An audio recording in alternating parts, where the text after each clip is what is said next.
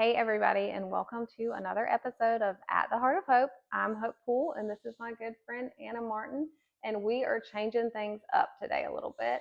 We're going to share part of my testimony today, and Anna so nicely came on the show to help me. I just want to let everyone know that in friendships, there's usually one really organized friend and one really not organized friend. And Anna showed up here today looking great early, and I came running up with my notes not done and my shoes untied. But we're here. We're here to go. So the part of my testimony that I'm going to be sharing today has to do with my journey of starting and growing my family. So just a little backstory: my husband and I got married when I was 22. I was graduating nursing school, and I wanted to go to nurse practitioner school. So we kind of waited to start trying to have a family until I was getting closer to being done. So waiting for the perfect time. I'm not sure there ever really is a perfect time, but we decided the perfect time would be when we were building a house and I was in my last semester of nurse practitioner school. So, not really anything going on. So that was a good time for us. So, before I met Tyler, I grew up in a Christian home. As a young child, we were always in church, definitely loved the Lord, Christian family. When I got into high school, I really quit going to church. And when I quit going to church, I really lost my relationship with the Lord. And I didn't regain that until I met Tyler. And we started dating and going to his grandma's church where Anna went. And so when we got married, and at this time when we started deciding to have a family, I was still pretty new and young in my faith. And while I was trying to do the right thing and live the right life, I did not have a strong relationship with the Lord at that point. Anyways, going into that, we decided to start trying, got pregnant. I was very, very excited. I remember I was with one of my girlfriends when I found it out, and Tyler was not the first person that I told. I told her, and so we were like, oh, we have to stage something cute. Pinterest was the thing, so went to like a Tractor Supply close by, and we bought the cutest little pair of cowboy boots.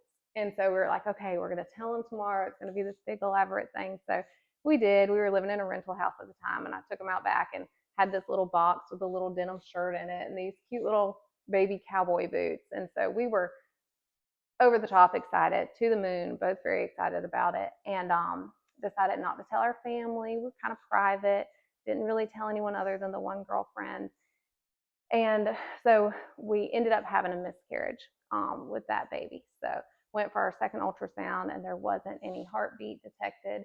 And so that was a really hard time. I was not expecting that at all. I was like, I'm healthy, he's healthy, we've got our lives together. This is going to be a smooth process for us.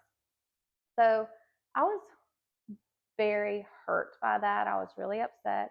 I think it may have made it harder that I hadn't really told anyone, because then I did decide to share it with one or two friends and with my mom. And that was a hard thing to share and share in the grief, because I was very spiritually immature and just young in general. I had a really hard time processing those emotions, and I had a hard time sharing that with others and inviting others in. I ended up having to have a minor surgery after that. And I remember even after the surgery, I was laying there, and one of the nurses in there was actually a girlfriend that I worked with. And I was trying so hard not to cry. And she was like, hey, it's okay if you need to cry. It's okay to cry. And that whole getting in touch with my emotions and accepting that grief was hard for me to do. As we continued to try to get pregnant again, people say things to try to be helpful. You're lucky it happened so early. It's going to happen when it's meant to. And sometimes that's really hard. And I found myself one time praying to God, complaining really that nobody knew what to say to me, and nobody was making me feel better, and nobody understood, even though it's a very common thing and people do understand. But that's how I felt at the time. I felt really convicted at that point, because I felt God telling me, you really haven't looked to me. You've complained to me, but you really haven't looked to me. Certainly God understands our grief, and he can meet us in our grief. And as far as looking for someone to search and give me the most perfect words to say, there's plenty of words in the Bible that speak towards your grief and can help you through hard times. And so I kind of came to that realization, and that really helped turn me to the Lord and helped make me seek him in a deeper way than I had ever done before. Like I said, I was in school, so I would like Google Bible verses on fear, Bible verses on anxiety, Bible verses on hard time, and I would write them on flashcards and I would put them in with my notes as I was studying. So, I'd be studying and then I'd come across a Bible verse, and it was a good way to help me get through that. We kept trying and we got pregnant again, and I had a nice, healthy pregnancy. Welcomed a baby girl named Birdie, and I thought life was pretty perfect at that point. So, fast forward a few years, very busy years, and I had baby fever. I was like, it is time to have another baby.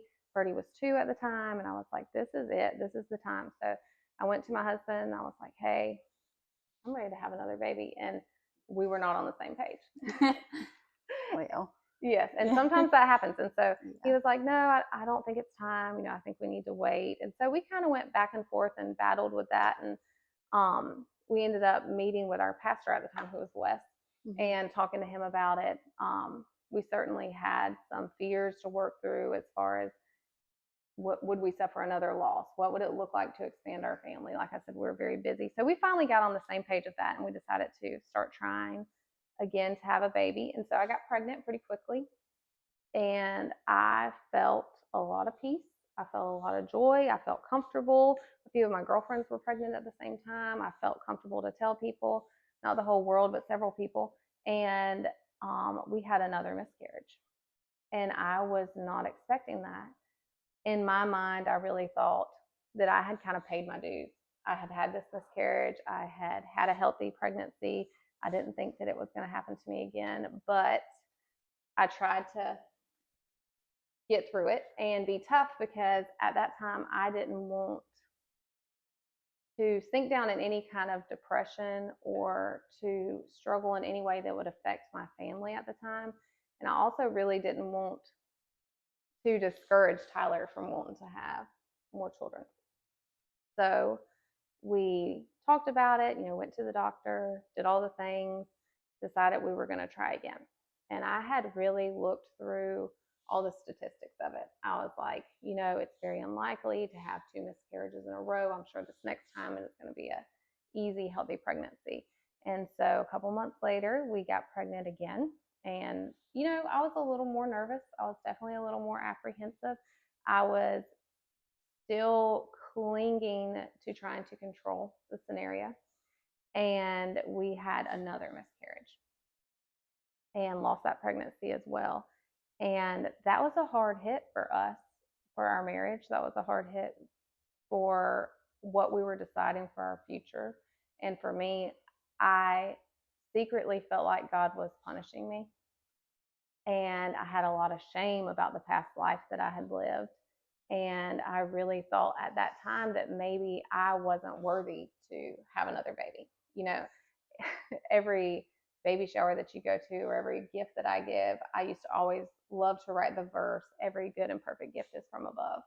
And I truly believe that, and children are a blessing from the Lord. So in my mind, okay, well, if children are a blessing from the Lord, is this a curse that I'm not able to get pregnant right when I want to, or I'm having this miscarriages? And that was a hard pill for me to swallow. I think of a song that now is one of my favorite songs, and that's Ain't No Grave. And part of that, one of those verses, it says, shame is a prison, as cruel as a grave. Shame is a robber, and he's come to take my name. And I think that that is so true. In the daytime, when I would talk to my friends or I would talk to my family, I would be very upbeat. God has a plan for this. It's going to be okay. But those nighttime hours were hard. I'd lay awake at night and I would wonder, is this intentional? Am I never going to be able to have another child? That song goes on, and now looking back, you can see, love is my redeemer, lifting me up from the ground, and love is the power where my freedom song is found. And I truly believe that, but at that time it was really hard. So fast forward, still trying to decide what we're going to do. We decided to take a few months off from trying, and I was working at the time in the hospital, and I ran into someone who I had used to work with years before, and we were both on call at the same time in the hospital. And so I knew that she had had several miscarriages. She had several children of her own. She had adopted some children, she had fostered some. So I was trying to catch up with her and see where she was at, how many kids she had at the time, and we were having a good little talk. It was kind of crazy how I ran into her. I went down a back hallway that I normally don't go down, and I went down a stairwell, and I was like, I just didn't want to really see anybody. I was just trying to get through it, and then I ran into her. So I was talking to her, and she said, "Well, what about you? Do you want to have any more kids?" And I said, "Yeah, but I'm not sure if it's going to happen for us. I've had a couple miscarriages, and my husband and I are just trying to get on the same page." And I said, "So, I'm happy with one, and just I'm good." Um, and she was like, "If God has put that desire on your heart, and you don't feel like your family is complete, don't give up." And I remember that made me emotional, and I kind of parted ways with her, and I said, "Okay, thanks. I'll see you later." Um, and so I came home and I told my husband what she had said, and so I was just feeling on cloud nine. I was like, "Wow, I was meant to run into her. I was meant for her to share these words with me," and it was so encouraging. And I just remember thinking, I don't feel like my family's complete. I remember thinking my arms, they just feel empty. I've never experienced a longing for something like I had a longing to have another baby. And I loved my sweet daughter. She was a toddler at the time. She was very independent. And I was like, man, I just really feel like I should have a baby in my arms right now. I just feel empty. And so that very same day, I'm telling my husband, like, we need to start trying again. I think we should try this. And the doctor said we could do that. And just all these things, just trying to micromanage literally every single detail of what was going on. And so I was getting ready, and my husband said, Hope, I don't think we should keep trying. And I was like, you don't? And he was, very kind. And he's like, I really hope I don't. You know, I don't think that it's the right time. I think maybe this is a sign from God that we shouldn't. And I was like, there has never been a time in our lives before that or since that I think we have been so far on an opposite page of what we thought we should be doing. So I was like, okay, I'm not going to be discouraged. I was like, okay. I said, well, I see what you're saying. Like, if you don't want us for us to try, what do you think about taking these classes so that we can foster? And he said, I don't think it's the right time in our lives to do that. Our daughter's really young. You're really busy with your career. I think we just need to take a break and just see. But I really don't think that we should keep trying, and I don't want to foster. And for anyone who is booing my husband right now, the way that having those miscarriages had changed me in the fact that I was depressed, I was anxious, I was trying to control every single aspect of my daughter, my husband's, my life. I was saying that I was trusting in the Lord. I truly believe that I was trying to trust in the Lord, but I was not there. It was affecting every aspect of my life. I was sad. And while I would not tell anyone that I was sad, my form of dealing with that grief and dealing with that sadness was oftentimes being angry and being mad that other people had what I wanted so desperately, and really struggling with just those complex emotions. So looking back, I can 100% see where he was coming from and why he wanted to give me some time to be healed from that experience. So he said that, and we had countless arguments leading up until that. And when he said it, it was so final, and it was so disheartening. And I just thought, God, why would you send her into my life to build me up and to give me hope for my future, and then in the very same second just take it away? So I remember that night, we didn't argue. I just said, okay, like, I understand. And I did understand where he was coming from. And I went into my daughter's room, because at that point she had already gone to sleep, and I went in and got her out of her toddler bed, and I sat in the rocker, and I just rocked her and rocked her and rocked her, and she stayed asleep. And I just sat there and cried, because I felt like I was giving something up. I felt like a dream of mine had come to an end, and it was never going to happen for me. But at the same time, I had such overwhelming thankfulness for her in that moment and the gift that God had given me. And in that moment, my brain really shifted from feeling like God was punishing me to feeling like God was blessing me. And I remember I thanked God for closing the door and for taking that desire away from me. I said, if you don't want me to have it, please just take that desire away. And I thank you for the gifts that you have given me. And I just said, this is it. I'm going to move on with my life. I am going to enjoy the family that God's given me and the husband that God's given me. And I said, God, if you ever want me to have another child, it's going to have to be totally up to you, because I can't do it. I can't change my husband's heart. I can't change my body. I can't change anything that's going on here. And I had never given away control like that before. And it was very, very peaceful, very peaceful. And so we just kind of moved on with our life. I tried not to talk about it. I have a little area in the top of my closet, and I had those little cowboy boots, that little denim shirt up there. And then after my third miscarriage, my husband and my daughter obviously knew that I was sad, and they had come home one day and they had brought me a bunch of wildflowers. And I had put them in a vase, and I said, I just felt like I had to put a limit on my grief. And I was like, when these flowers have wilted and died, I'm not going to cry anymore. I'm not going to be sad anymore. And so they did. And that wasn't the last time I cried or was sad, but I dried them out. And so they're sitting there in the little boots. And so I would walk in that closet and I would look, and, it didn't hurt like it did before. And I had hope that I would meet those children in heaven one day. But I felt very much at peace, and I was very happy. And so fast forward, I don't know, maybe a month later, and several of my friends were pregnant at the time. It was just the time in our lives where we were all having babies. And my daughter Birdie would love to say, Miss such and such has a baby in her tummy. Miss such and such has a baby in her. Oh yeah, they do. And she's like, but you don't have a baby in your tummy. And I was like, no, I don't. And that would hurt my feelings, And I was like, no, I don't. And she said, how do you get a baby in your tummy? I was like, oh, you have to pray to Jesus, and if he wants you to have a baby in your tummy, you'll get a baby in your tummy. So that was always funny.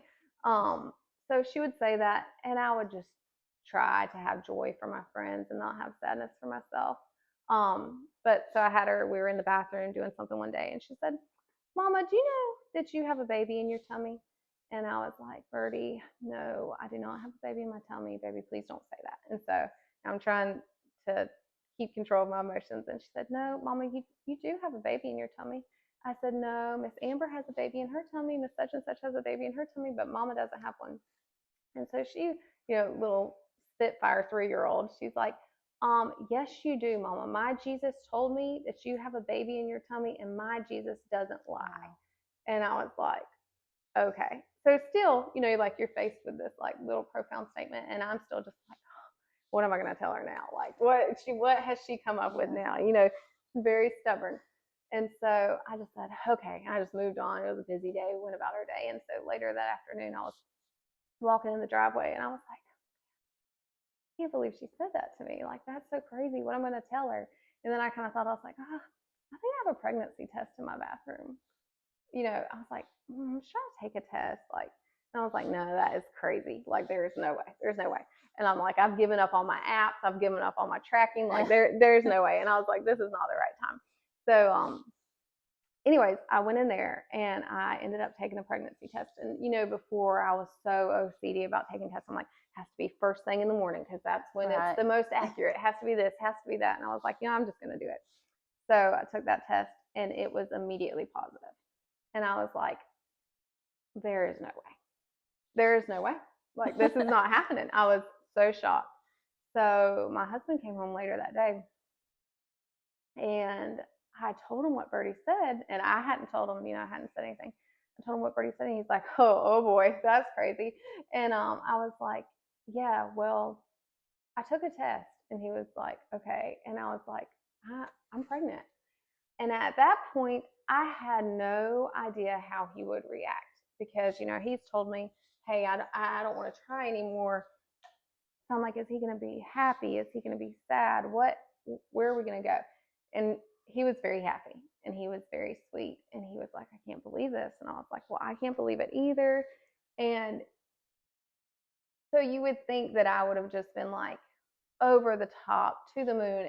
And I was so happy. But more than being happy, I was so afraid. I was terrified for a number of reasons. I was really terrified that I was going to have another miscarriage. I was terrified what that would do to me. And more than being afraid of what that would do to me, I was terrified of what that would do to my family, mainly to Birdie. Right.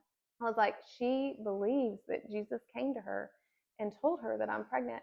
And how am I going to explain to her if I have a miscarriage? Like, what am I going to say to her? How am I going to let her know that God's still good, that Jesus is still good? She's so sure. She's so sure that he doesn't lie. She's so sure of this truth. But I could not be. I was just terrified. And so I remember calling my husband from work and being like, oh, I just don't feel good today. I just don't know. Like, I think something's wrong. And he was just as sure as she was. He was like, Hope, no, you're okay. He's like, you're okay. The baby's okay. We're going to have this baby. And I was like, but what if, what are we going to tell Birdie? And he's like, we're not going to have to tell Birdie anything because we're going to have this baby. Mm-hmm. And I, I would not call and set up a doctor's appointment. And I'm like, I know that that's bad. I'm not recommending this to anyone. But I had friends who worked at the OBGYN's office at that time. And I had, called them before and just, I would shoot them a text and I'd say, hey, it's happening again, and they would order the blood work for me or whatever and do all the testing. And I was like, I cannot make that call again. Yeah. I cannot call and cancel my appointments again. I'm like, I just can't do it.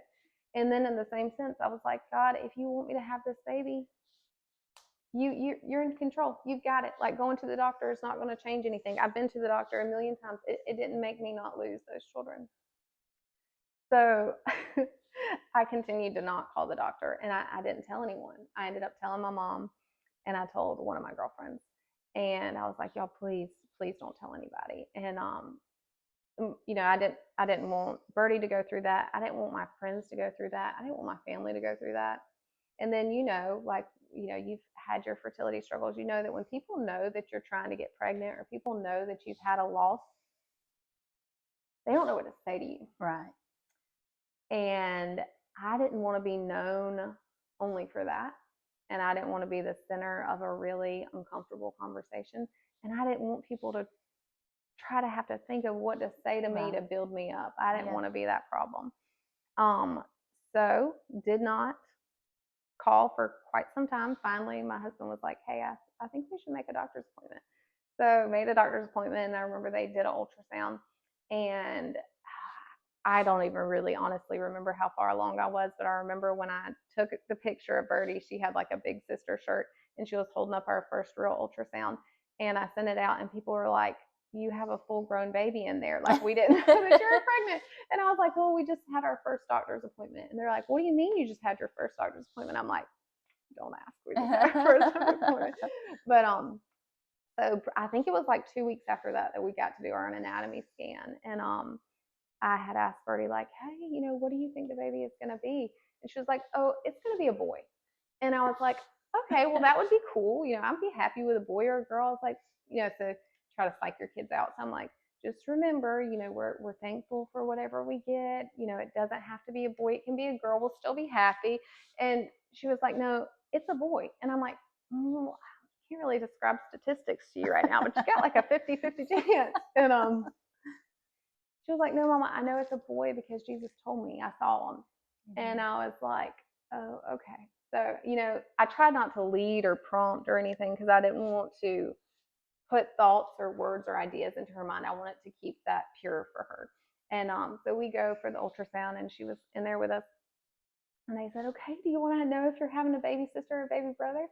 And she kind of like looks at the people, and they're like, you're having a baby brother. And she was just like flat. And she said, okay.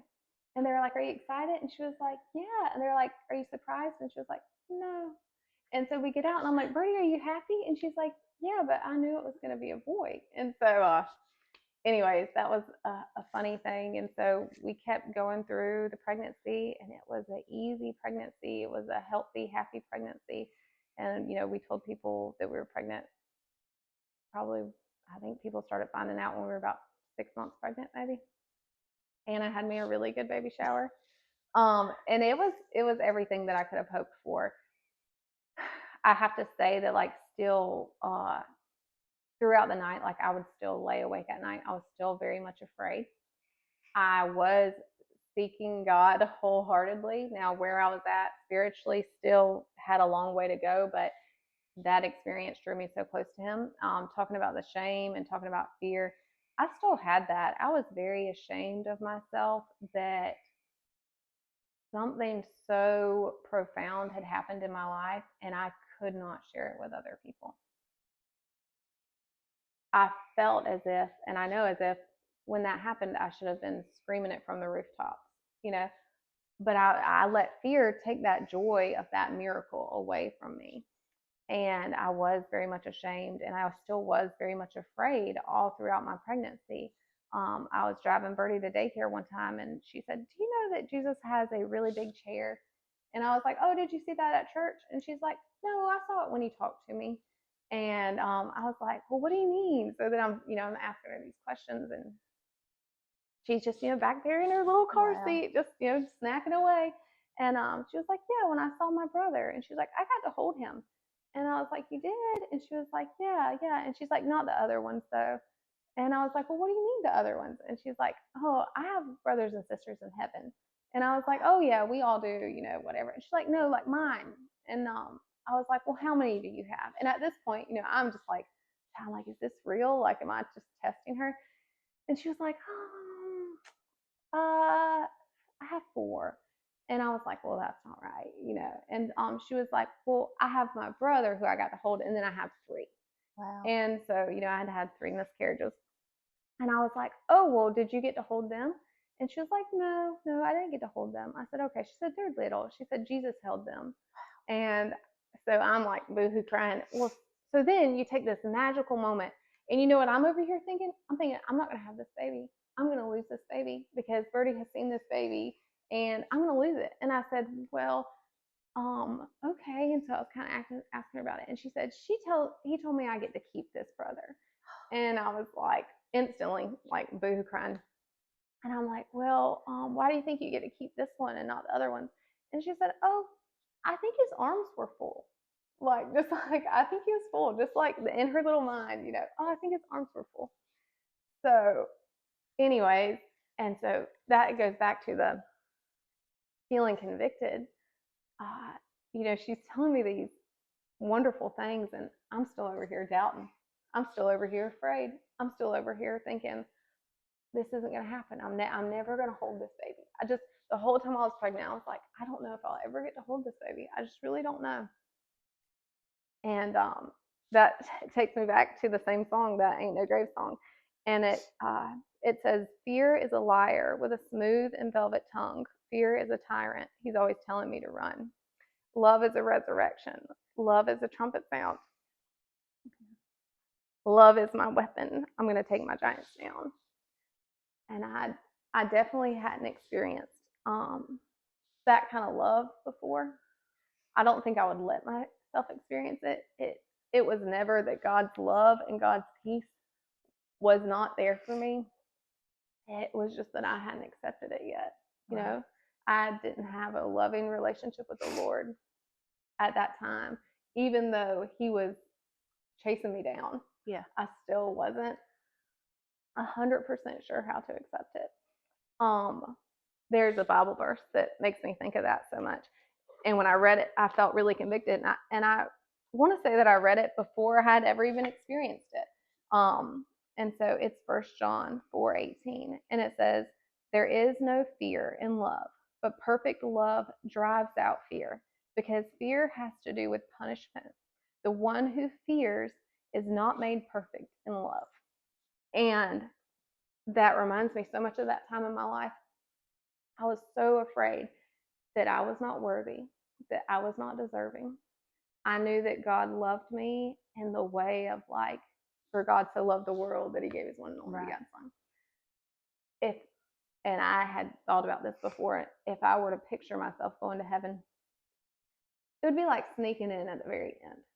Just like, okay, well, she did okay. She did ask for me to live in her heart. She did repent. She did try, but never that I would be cherished, never that I would be loved, never that I would be welcomed, never that I would be deserving of any kind of love like that. And I think that the devil is the liar.